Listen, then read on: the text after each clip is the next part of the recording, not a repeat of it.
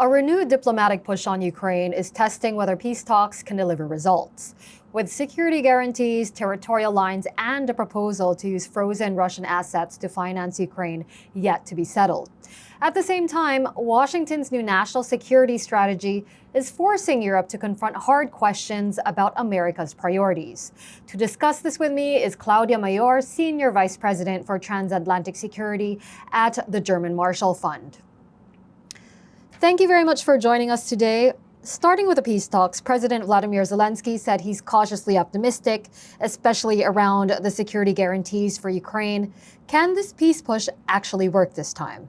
There were three crucial issues on the table that the Ukrainians, Europeans, and Americans addressed. It's the territorial question, particularly the Donbass. The second point are the security guarantees. And the third is the question of financial support and particularly the frozen assets. And as far as we know, there was some progress made in the last days in Berlin over the security guarantees. Not so much progress on the territorial question, and the financial question is still open.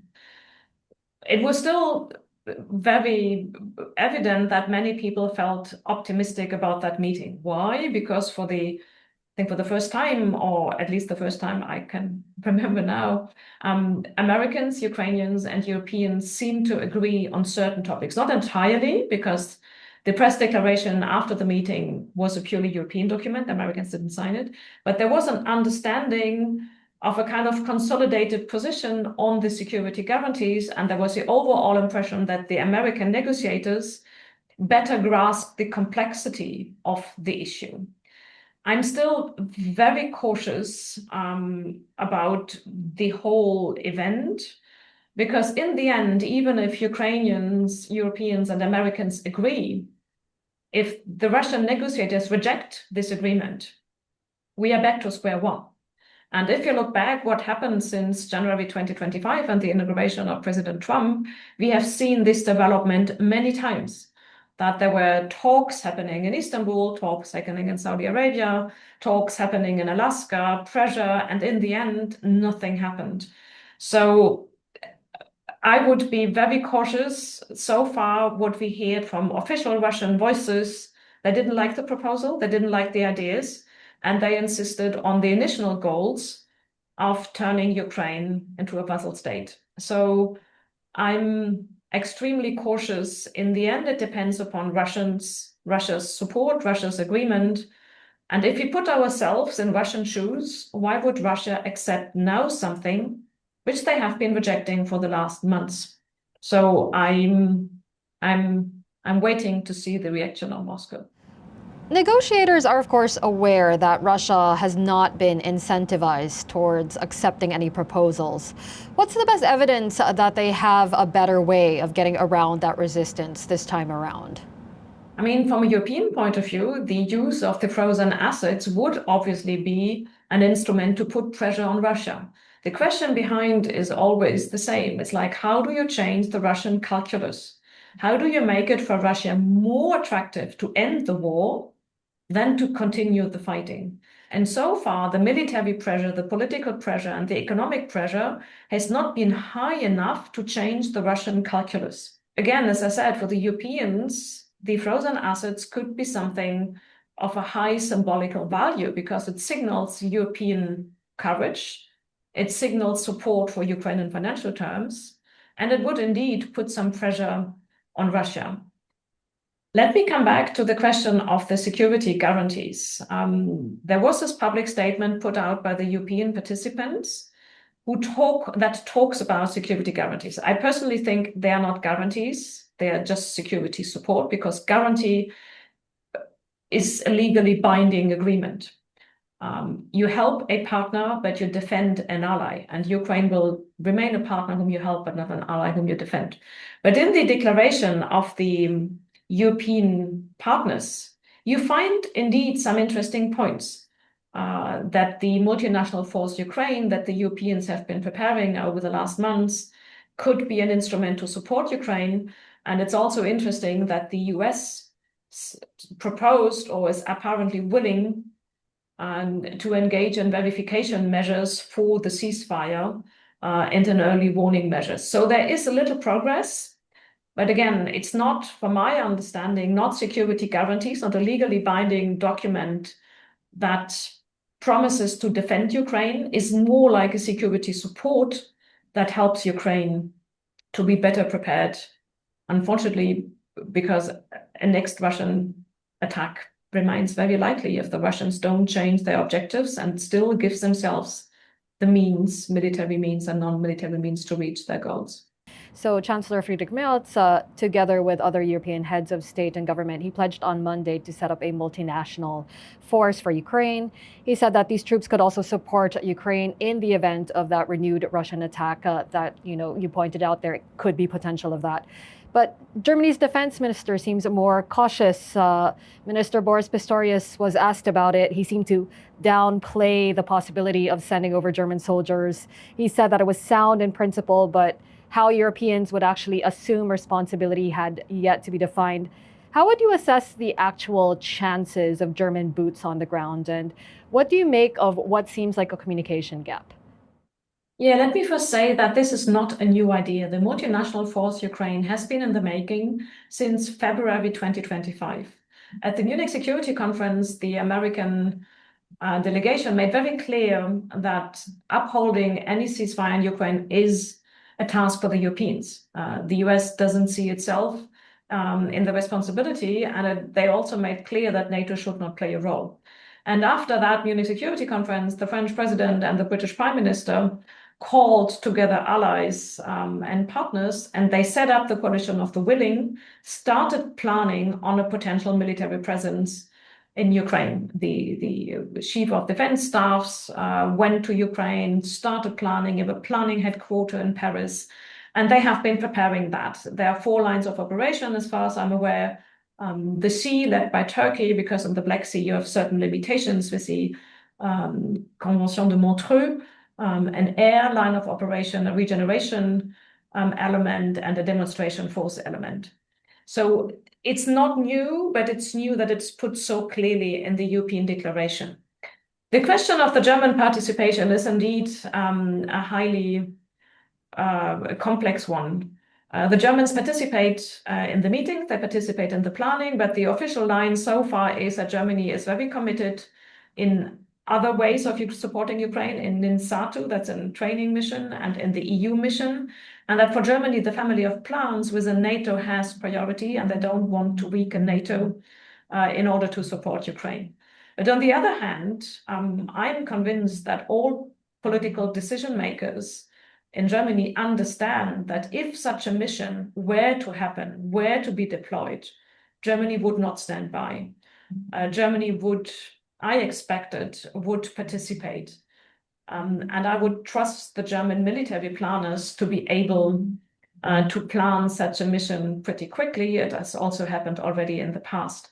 But obviously, in terms of political signaling, it's not very helpful that other European countries stand up, and Germany is not yet there. But I think if it really were to happen, I cannot imagine a situation where the Chancellor said Germany should be a leading power, a leading middle power in Europe, that Germany would not be part of it. It's also one of the biggest conventional forces in Europe. Should they be communicating this more explicitly than they have? There are 2 schools about that question. The one school says, why should we tell the adversary what we are able to do? We should not give him too much details. We trust our planners to be able to plan such an operation very quickly. We will be there if things were to happen. And the other school says we should say from very early on, very clearly, how strong we are, how much we're able to do in order to deter the enemy already from the beginning. So you find arguments in favor and against both way of thinking. The German government chose to not commit many troops at this stage. I think in terms of political signaling, it would have been a good idea to be more outspoken. But again, it's a government decision, and I'm personally very hopeful that the government will, in the case of a deployment, take the right decision. If you look at all what the Chancellor has been doing with regard to Ukraine since he started office this spring, he has truly become one of the leading voices, bringing Europe together and standing up for Ukraine. So I think it's unimaginable Germany not doing that. Now, staying on the topic of Europe assuming more responsibility for its own defense and security, I would like now to talk to you about the national security strategy that was released by the United States. You said you had written before that there were very few surprises in it for Europe. Could you perhaps elaborate on what you had written on the subject? For those who have been watching US foreign security and defense policy since the inauguration of President Trump in January, this strategy was not a surprise. It actually codifies what the government has been saying and doing since early 2025. I remind you of the speech that Vice President Vance gave at the Munich Security Conference. I also remind you of the initiatives the American government took with regard to end the war in Ukraine, mainly putting pressure on Ukraine, not so much on Russia, and in parallel, the initiatives to what the Europeans felt was a normalization between Russia and the US. So many things were already known before. The big surprise maybe was only it was codified into writing. I think there were three big elements that the Europeans have to digest. The first is that the priority goes to the Western Hemisphere. It's not China, obviously not Europe, it's the Western Hemisphere, which is an interesting choice from a European point of view. And that also means that Russia is not considered a threat. Russia is considered, as for Europeans, it is a threat, but not for the US. So the choice of the priority. The second is how Europe has been treated. Europe has not only been treated as strategically irrelevant, Europeans have been treated as an ideological adversary, as being on the wrong track, as a continent that has to be brought back on track, and otherwise they would risk civilizational erasure. And there's a huge difference between being strategically irrelevant or being an ideological adversary. And the third is that Europeans felt they could read in this document a preference for profit rather than principles. If you look at the description of what has to be done in the Western Hemisphere, there's a lot of corporates and companies being enabled to do business. If you look at the China chapter, there's also a paragraph on beneficial relationships. So for the Europeans, the idea of having principles and a value base in this alliance is not really there. And overall, alliances, allies, multinational frameworks are not that valued. So for the Europeans, it feels like an end of the transatlantic relationship as we have known is over the last decades. But what we also have to say is that some days later, the Defense Authorization Act has been voted by Congress, which is trying to be a counterweight to that. The national security strategy is politically binding, not legally. The Defense Authorization Act is legally binding. So it has a certain power, and there are some interesting elements in it. They require a threat assessment from Russia. They require for any troop movements that the European allies to be notified or involved. So from a European point of view, the question is, what has priority? What is really defining US security policy? And I think where the two documents agree is that Europeans have to do more. There's a clear need for burden sharing. But there's also a priority on China and the Western Hemisphere. Europeans are now watching when the National Defense Strategy is going to be published, which might give further indication of where US defense policy is going, whether troops might be changed, whether the command structure might be changed, and that will give further indications. But overall, those Europeans who have been following US policy have been shocked but not surprised. It's just a codification of what has been happening over the last months. You've made this point of increasing hostility of Europe being treated like an ideological adversary. Now, we also have this ongoing dynamic where the US really does seem prepared to intervene in European politics by openly supporting far-right parties. What do you think the response to that kind of interference should be from the currently elected leaders who are in power? the Europeans need to have a vision on their own, what they want to do with Europe and how do they see themselves. And the stronger the European governments are, the stronger the support from their own public is, the better they can interact with their American counterparts. A strong democracy, good election results, stable governments all strengthen the European way of doing things. So I think one element is that Europeans have to somehow change the reference point and have to think not only how do we react to the US, what can we do to keep the Americans in, but to think about what do we want? What is our vision of European defense? How do we as Europeans want to organize the burden shifting? What is our offer to the US? So to somehow change the reference point and to think about what the European contribution to defense is and how we move from a US-led defense in Europe to a European-led defense in Europe. Where the US is still in, we are always stronger together and with partners, but where Europeans start to think about what they want, how they want to achieve it, and then they can be better interact from a more stable basis with the American partners.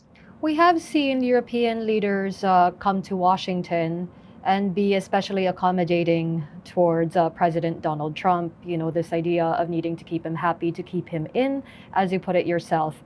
Would you say that has worked?